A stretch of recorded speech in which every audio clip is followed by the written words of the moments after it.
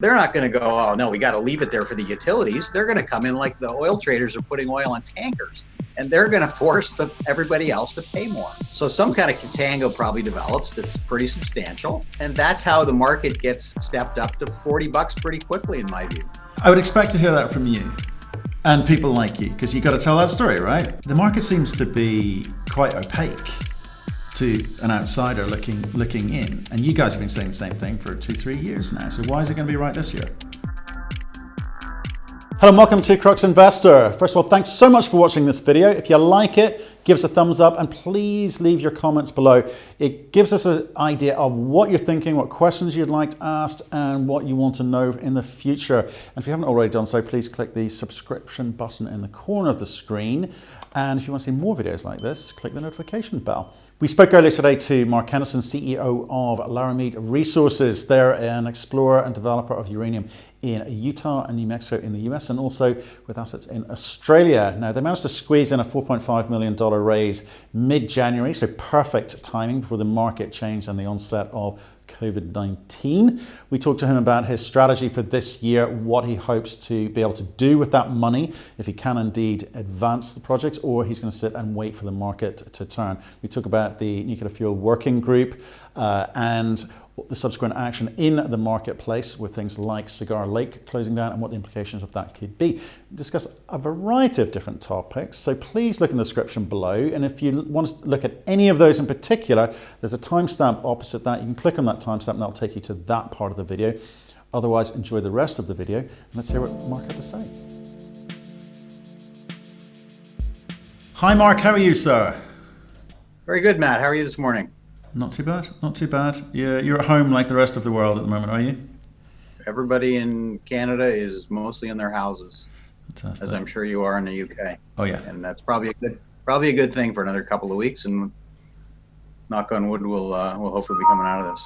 Well, I hope. Well, let's hope it is a couple of weeks. But I think most people suspect it's going to go on a bit longer. People are predicting that we're locked down until September here, but. A little bit insight from a friend of ours who works in the health service. They're suggesting that potentially they may think about sending kids back to school for the second half of this term. So lots of conflicting information out there. Let's put it like that. Anyway, let's talk about you.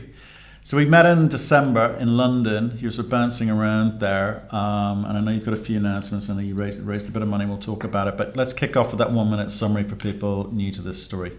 We are a uranium developer. We're one of a very small group of companies, as you know. It's a tiny universe of people that are left after the 9-year bear market that we just went through a couple of weeks ago. It was actually March the 9th or 11th. Everyone in the nuclear industry knows where they were when Fukushima happened, as I'm sure people will in the future about this virus. And as a result of that, the number of companies and players in the space dwindled dramatically. The price eventually went to I think we've seen the lows now, probably in the low 20s.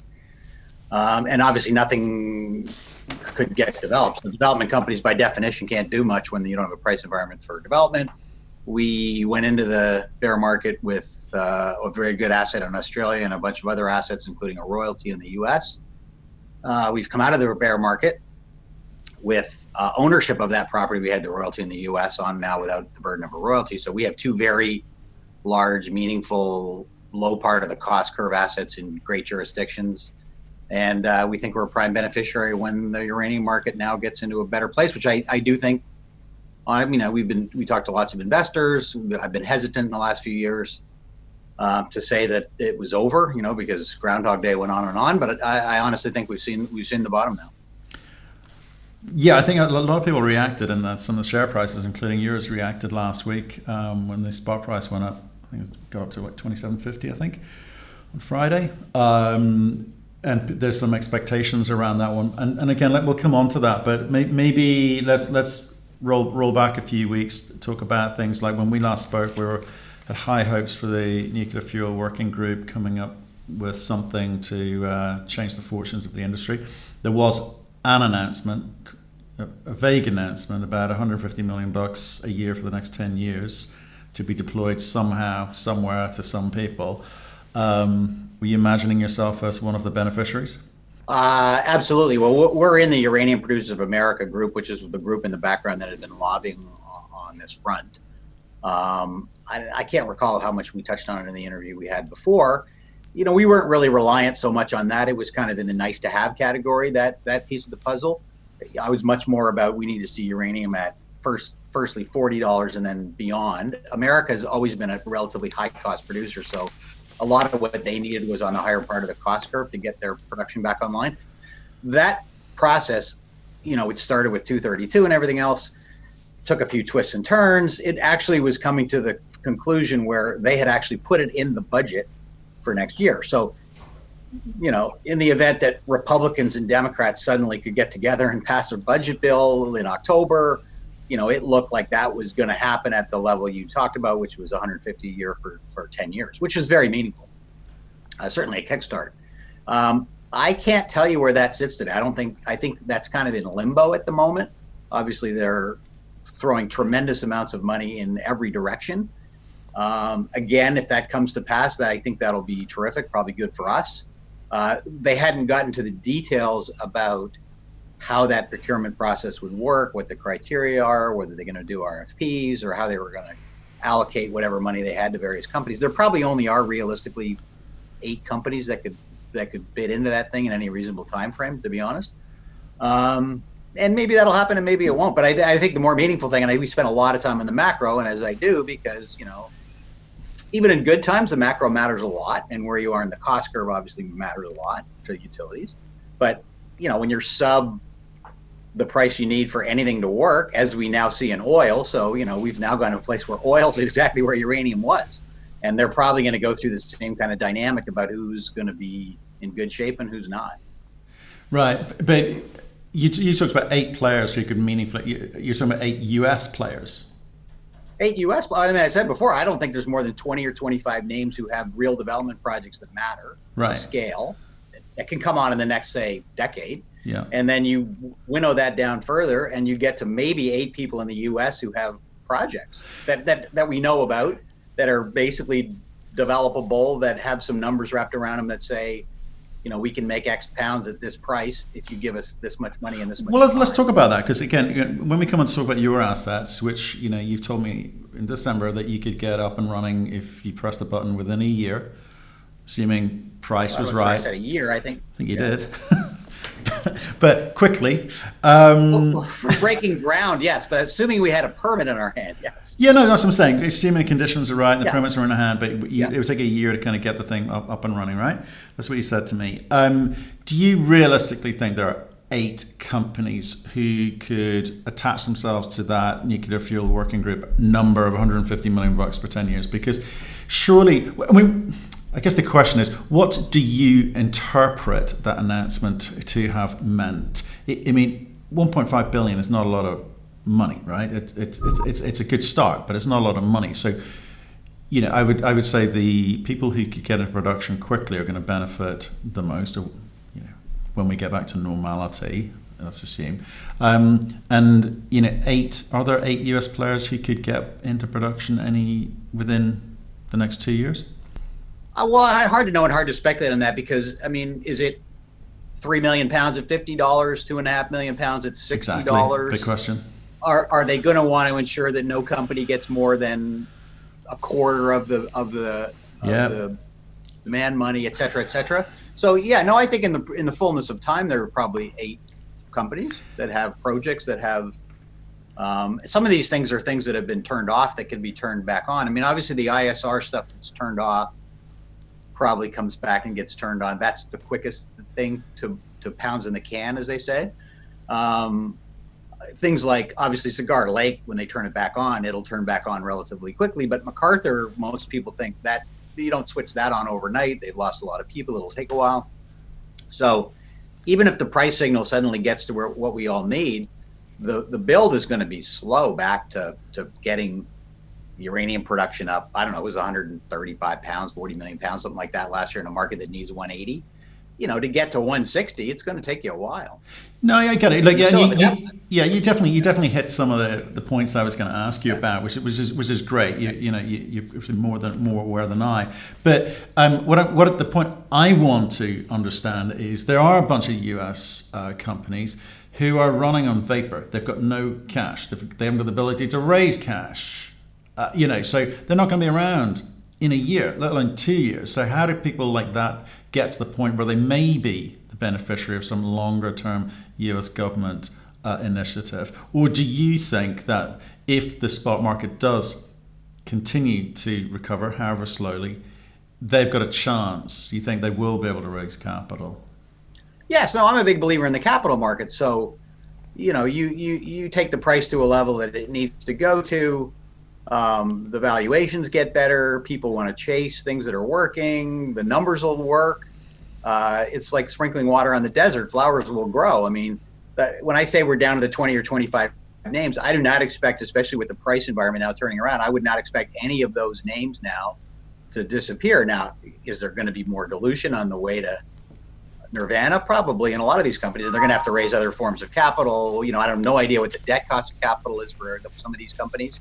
But at the end of the day, the thesis was always on the bigger assets was that it was always underpinned by utility contracts, which presumably are still valuable when you take them to the bank, and that underpins on a bigger project like our project in Australia. Our thesis there was always that we were going to have to underpin half of it with contracts. So you effectively hedged half your asset at some price, hopefully with base escalated contracts to capture a better environment. And that's why people don't want to start.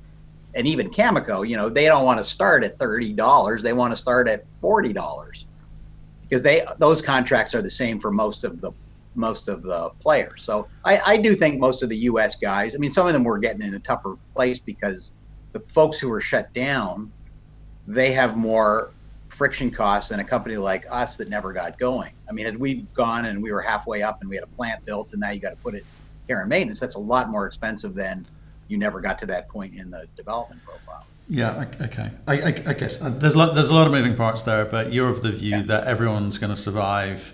We've spoken to people who think perhaps it's going to be a little bit of a struggle for a few names out there if this thing doesn't move before end of this year, and some pretty big names as well. But let's talk about one of the other macro things which you touched on there, which is Cigar Lake, announcement by Cameco a couple of weeks ago. I think it was done for the right reasons. I think people agree with that, but that got people pretty excited. What did it do for you when you heard that? Well, I guess I was a little surprised, but I guess not surprised when I thought through it. And I think they did it 100% for the right reasons because, and I'm sure that was involuntary on Cameco's part, but necessary.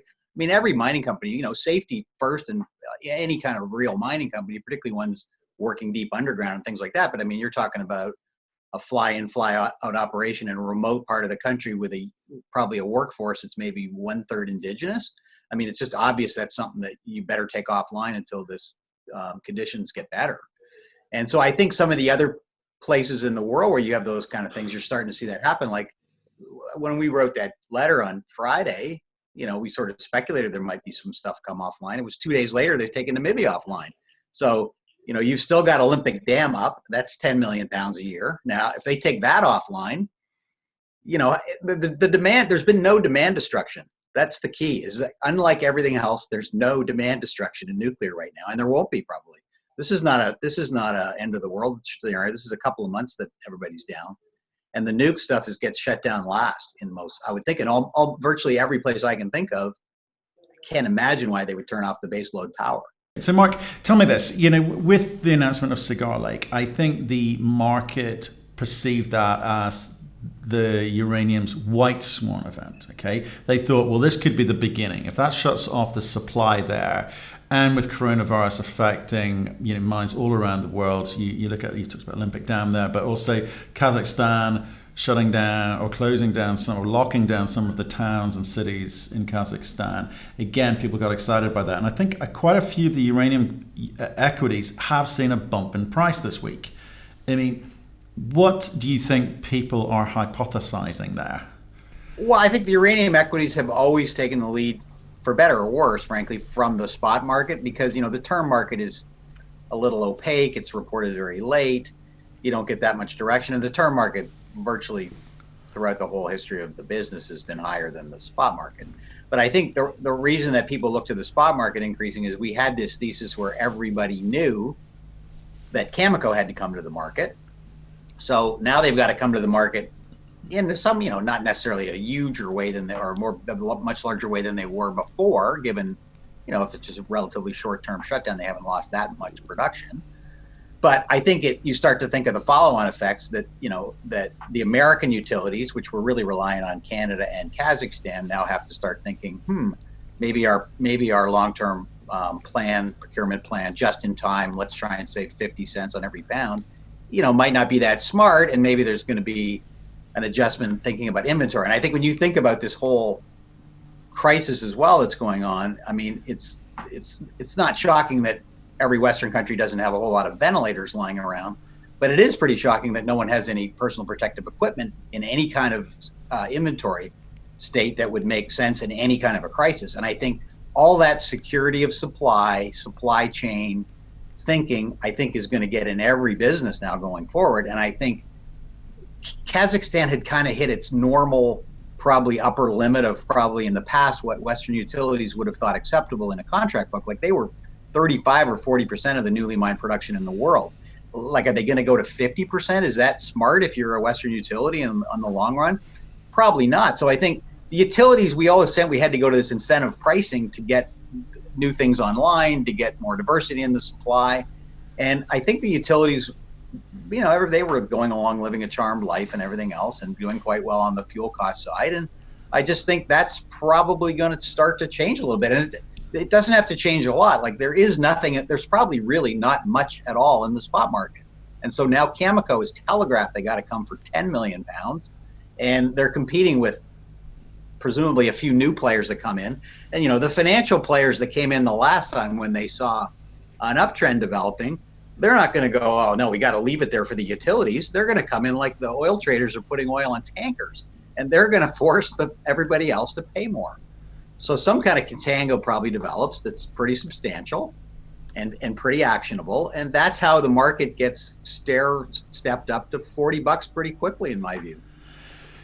Yeah, I would expect to hear that from you and people like you, because you got to tell that story, right? But don't you think that the market for the last couple of years has been saying pretty much the same thing and called it wrong? I mean, how... And a few people have admitted we just didn't understand the amount of inventory available out there, which seems bizarre. It's such a small market, uranium, right, compared to copper, compared to gold.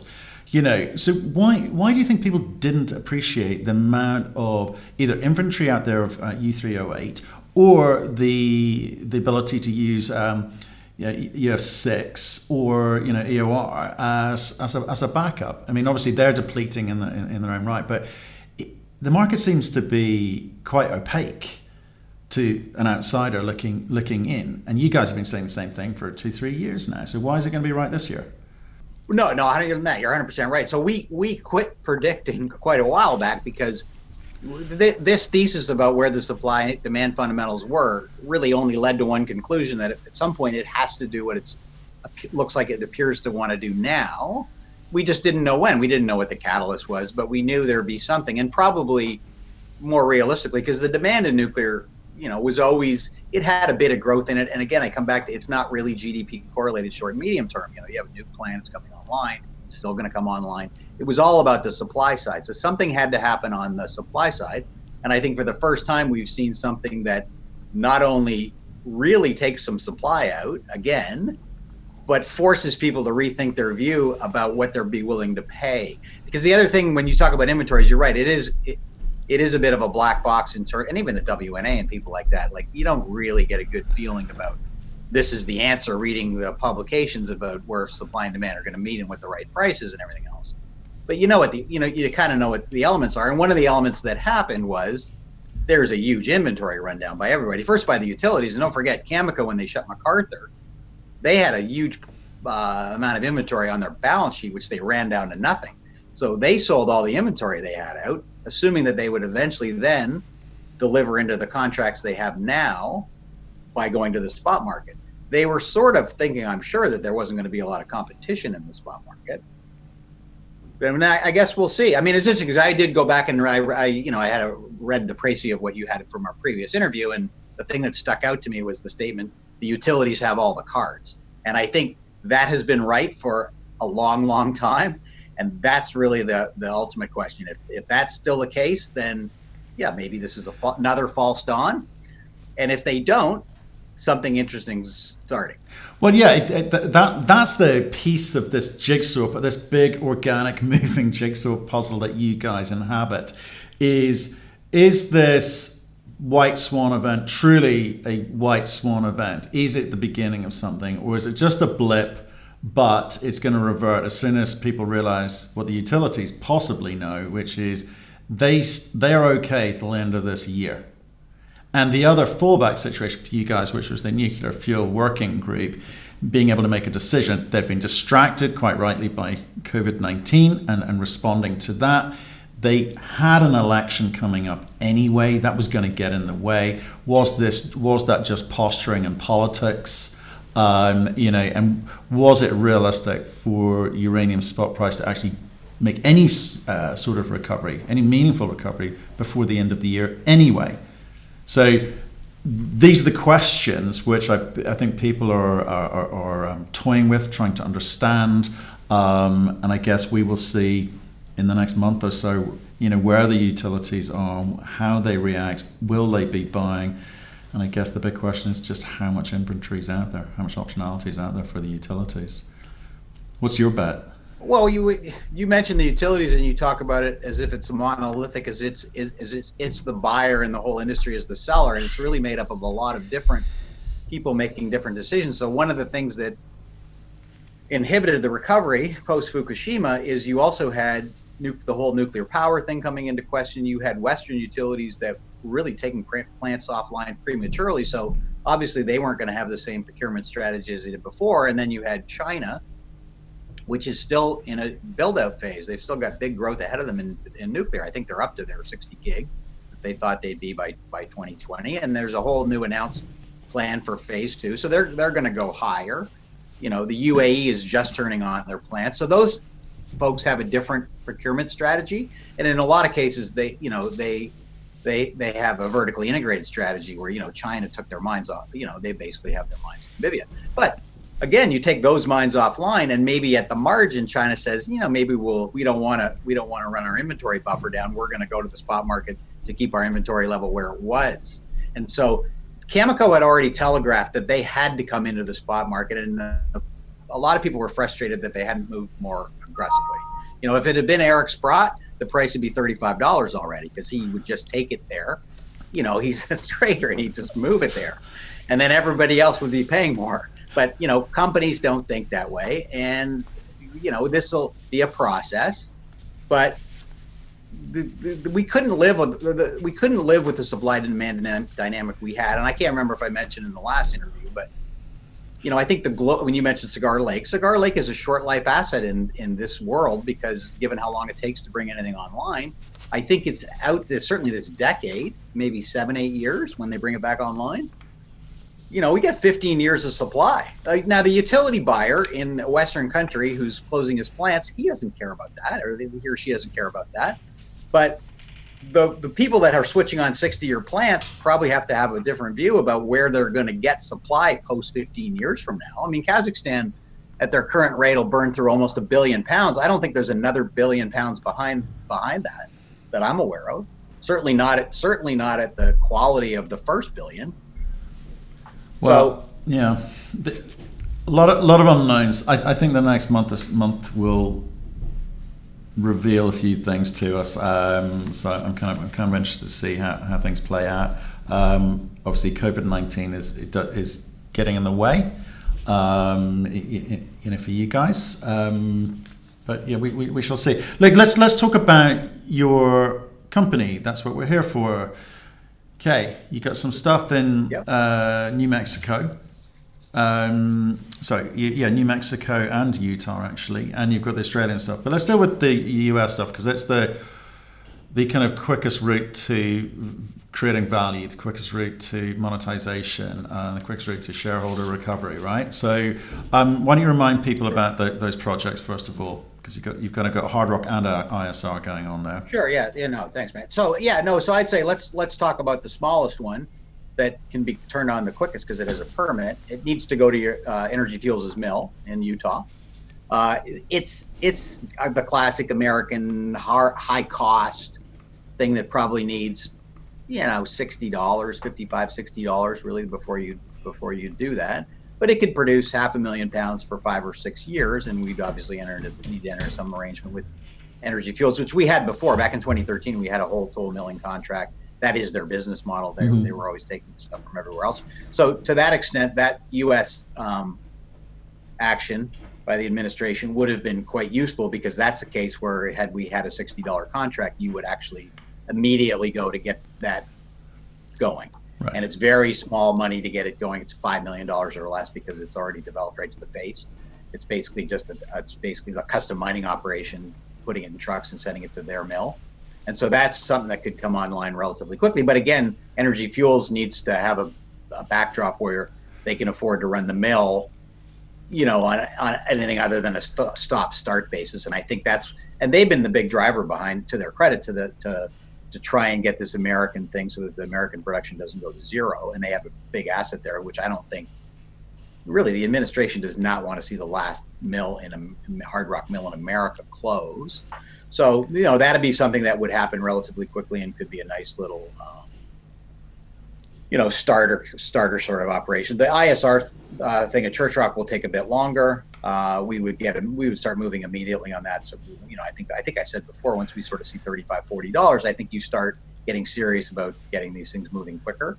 And so that would be the thing, definitely, because of the low capital cost nature of it, low operating cost nature of it. You would want to start that first. Yes, I think what intrigued me about that, the ISR, obviously, it's going to be cheaper. We're talking about cash cost of $20, wanting to operate it in around the 40s somewhere would be a good price. And I think also you felt at the time that we would probably, prior to COVID-19, be in around the 40s for a while, because that would suit a couple of the large players in the space. It suits you too at those sorts of prices. And with a 30 million capex, that's not prohibitive. It's not 1.2 billion, which Correct. We're seeing up in Saskatchewan with a couple of players up there. So you could get, and what was that? That was around sort of £1 million initially, was it? Rising to 3? Yeah, there's a very large resource there, 50 million pounds, but it's sequential, because these well fields you start sequentially. And the nature of it too is, I think that we're required, because we have an NRC license, we're required to demonstrate to some level satisfactory restoration on phase 1 before you can ramp up phase 2, that sort of thing. Yeah. That's built into the existing federal permitting.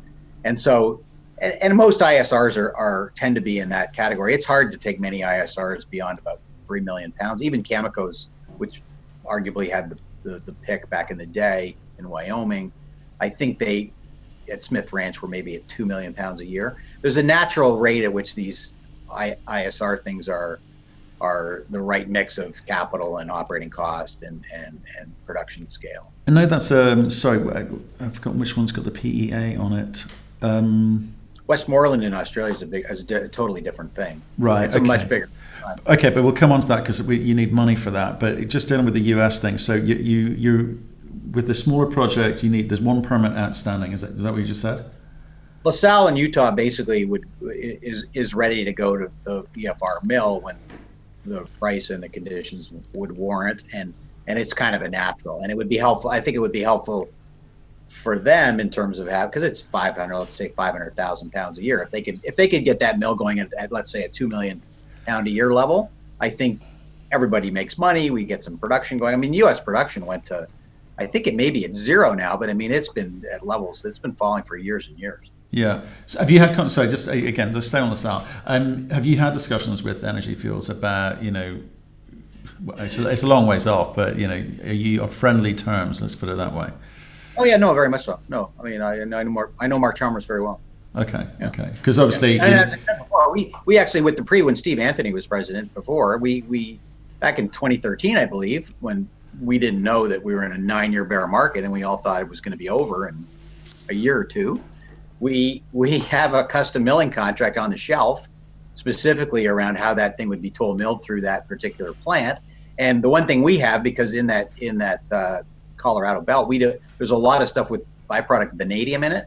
our project has no vanadium, so we were able to run the thing without running the vanadium circuit. So the contract took into account all those sorts of things. Now, the custom miller in any business, gold or any of these other things, they make a lot of money if they. Yeah, but they also, in a way, generally favorable to them. But yeah, there's enough in it that this would be a very worthwhile exercise for Laramide. Yeah, they can control your margins as well. I guess he who controls the mill, right? Okay, so that's LaSalle, but with Church Rock and Crown Point, obviously that's the biggie. That's the one you'd want to get people to pay attention to. That's the one you'd want funded and start the process. What would be the plan? Let's say if price does move to near the $40 mark, you suspect you're going to be able to raise the capital for sure. What's the plan you'd be going to the market describing? Just phase one, and then we'll self-fund phase two, or what's it look like? The last step in this, we need to do some test work in order to get the New Mexico state permits. This is restoration-based test work. We need to do some drilling to do that. We're also going to, as a result of that drilling, we're going to be able to get a PEA done finally on the asset, which we need. I think the market really wants to see that. This was always capital constrained. We went and raised money to finish the purchase of the asset in January, so we raised enough money that we're good on the finance front for 9 to 12 months without any issues. I do think on the next incremental capital raise, we're gonna the drill will be rolling out as soon as you're allowed to put a drill in the field, and this spring, and then this process will just start, and then we start the timeline. So we're going to start now on the permitting timeline on that anyway, because we don't want to lose any time now. And so we're going to definitely, and it's small money from here to, finalization of the permits for Church Rock is probably on the order of something like $2 million. It's not a lot of money. Mm-hmm. And so we just want to get that done, knock off that last permit and be ready. Right. So as soon as you get that permit, you're doing what? So precisely? What's the first thing you do? Well, as soon as we got that permit, you go build a well field. I mean, there's these are, to some degree, this has been done. The technology, these things are old tech, really, right? Unless there's some complication with your ore body, and you can't produce from an ISR methodology, which we know we already can from these particular formations. So, it's a standardized thing. There's almost a standardized setup that you use for these things. That's why you can cost something to a relatively tight degree, even without knowing necessarily what your ore body is, because it's basically a pumping well field operation, and that's your capex mostly in that. And the other thing is it's in the depth of the wells that you drill and the well field pattern that you need to drill. So, bigger, thicker ore bodies with more grade are better than skinny things that wander all over the place that need tons of drill holes to drill up an incremental million pounds. And in the United States, you have both of those type of assets. Every ore body is not created equally, and ISR is no different. There's a reason that Kazakh's the biggest producer in the world. Okay, you raised some money in January, $4.5 million. Quite expensive money, right? The cost of capital did not contract during the bear market. That is for sure. I'm hoping now it's going to go in the other direction. And we've been pretty cautious, pretty prudent with the capital structure. I'm a big shareholder, so I eat my own cooking, and I'm really well aware of that. And I think my shareholder base knows that. And so it was really expensive capital, and so. And there wasn't a lot of point in spending a lot of money until you really had these price signals. That's why I spend so much time on the macro, because it didn't really matter. You weren't going to build your mine at $25.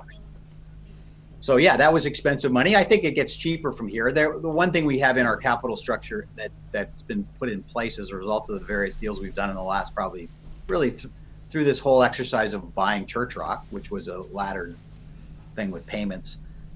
There's a series of warrants that are out there, and step-up warrants that come in at various prices. So, the latest round was painful, but and the lead really wanted to see this. He wanted that shareholder wanted to ensure that as the market got better, that everybody knew money would come in, and this whole overhang issue wouldn't be on anybody's mind. So.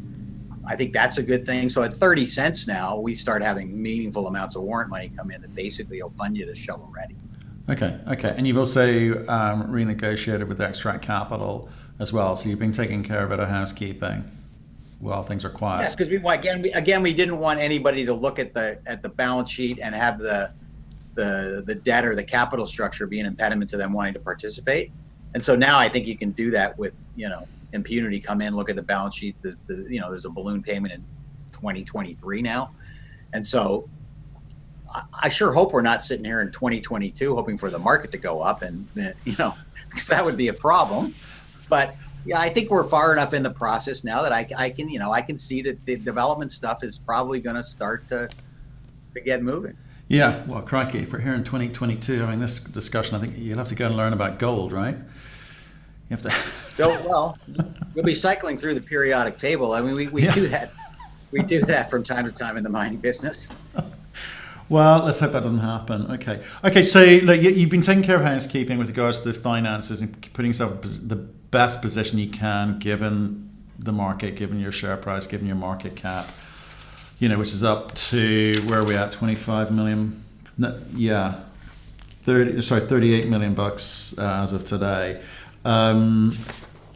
You've seen better days. You've been at some extraordinary numbers when I guess you were getting a lot of value for pounds in the ground. Which is, do you think that model's going to be around in a bull market? Pounds in the ground, does that work anymore? I think as a basis to value things when you can't use production models and NAV and things like that, I think it is useful. In a bear market, of course, it goes to an unfathomably low number. Do we now go to a number like, let's say, to start with, $1 a pound in the ground instead of 25 cents or whatever we were trading at the lows? I think it's not a bad way to do comparables across the peer group. I mean, you have to do something. You need some kind of a metric when you can't use the other valuations, because otherwise everybody just picks a number. In the industry got criticized a bit. Oh, let's use $65. Well, everything works at $65, pretty much. And so, yes, I think it's not a bad metric, because we have a lot more pounds per share than other companies, because we really have 120 million pounds that are all pounds that conceivably one day will get produced. So okay, I do think that matters. Okay, yeah, it's almost like the rules seem to be changing and evolving within the uranium space in terms of how you judge investability of a company these days. And on the institutional side, pounds in the ground was the way back in the day. And I think there's too many other unknowns here, which I think Alex just changing the rules a bit. Let's talk about Australia. Because last time we talked, I think we agreed that perhaps Australia was obviously not foremost in your mind. It's a big opportunity, and it hasn't cost you a lot, but you're not going to spend a lot of time, money, or effort on it yet. Has anything changed? No, I don't think so. Other than we've really done all the housekeeping things we need to do to make sure that asset is preserved for the long haul. We also incrementally added a huge greenfield project next door that we're excited about. Want to get to work on that, because obviously you have a whole district there and it was 2 or 3 times the scale. It gets more interesting. I can't remember if when we talked that Australia was going through this exercise, which they periodically do, sort of a national navel gazing about coal and nuclear and etc., because the globe is quite annoyed with them about their continued production of coal, even though they don't use it as much domestically. And so, there's some possibility in the long run that the politics get super favorable there. I don't know. We need state politics there to be in our favor in order to make it happen. I do think there's a good chance that's going to happen. There's an election in the fall. This is an asset that one day, that asset for sure is an asset that one day will get produced, because if you put it up against all the other things that are out there, it's clearly a great asset, low technical risk, low part of the cost curve. It's an ex-Rio Tinto asset, as is the asset we bought next door, the greenfield asset. So I'm getting more excited about that, because I can see the possibility in Australia of the politics really coming right, and maybe they even embrace nuclear to some degree. I think they're gonna be called on to do it in terms of, which they already do. I mean, obviously they export. They had the 3 mines policy in the past and what have you. And so I do think if they could get a national point of view about this, it would be helpful. And obviously that would help us. Having said that, when you talked about the valuation we had in the past in a bull market, we had a $700 million valuation basically on that asset when the 3 mines policy was in place, and we were in a place that wasn't one of the places you could mine. So that's back to the, what a pounds in the ground trade at in a bull market. We know people tend to start dismissing all the risk factors on the assumption that, well, those will get sorted. And whereas in a bear market, they just assume nothing's going to get sorted and you're all going bankrupt. Well, that's what I mean. That's what I mean. That's what makes a market. That's what makes it fun, if you could call it that. Hey, Mark. Well, look. Thanks for that run through. It feels to me like you guys are hoping that this bump in the price last week sustains. You need it to get to 40 to get your first project going and to be able to have those useful conversations with funders. I think there are some generalists now starting to look at uranium off the back of last week's movement. I hope it continues. But look, stay in touch. Let us know how you're getting on. You got a lot of projects. You've got a finite amount of money there. So I'd be interested to see how you get on in the next quarter. Yeah, no, appreciate it, Matt. No, and as I said, we're going to be careful. I mean, the one thing, when they do sprinkle that water in the desert, things happen, money comes in, the personnel roster expands, things start to happen. I mean, that's the way we've approached it, and because, that was an extraordinary long bear market. Yeah. And I do believe that it's finally over.